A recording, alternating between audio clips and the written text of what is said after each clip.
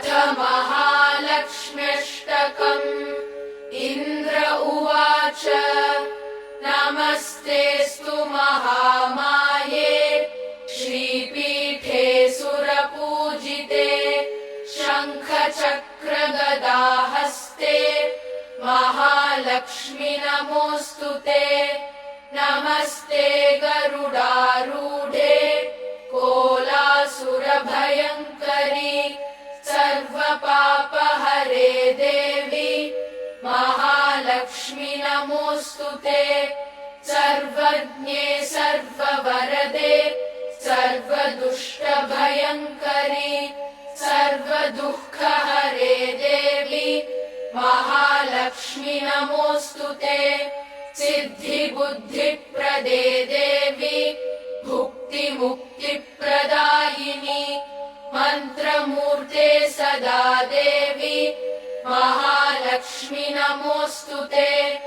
आद्यन्तरहिते देवी आदिशक्तिमहेश्वरि योगजे योगसम्भूते महालक्ष्मि नमोऽस्तु ते।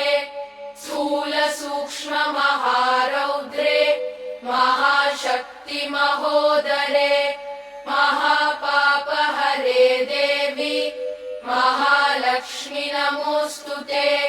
पद्मासनस्थिते देवी परब्रह्मस्वरूपिणि परमेशि जगन्मातः महालक्ष्मि नमोऽस्तु ते।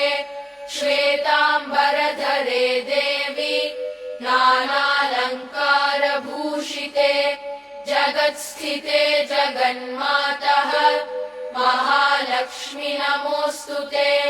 महालक्ष्म्यष्टकम् स्तोत्रम् यः पठेद्भक्तिमान् नरः सर्वसिद्धिमवाप्नोति राज्यम् प्राप्नोति सर्वदा।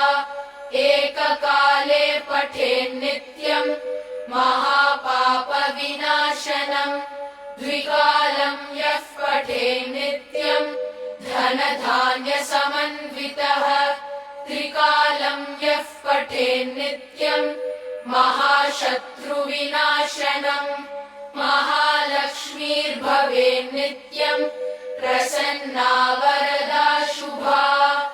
इति इन्द्रकृतम् महालक्ष्म्यष्टकम् सम्पूर्णम्।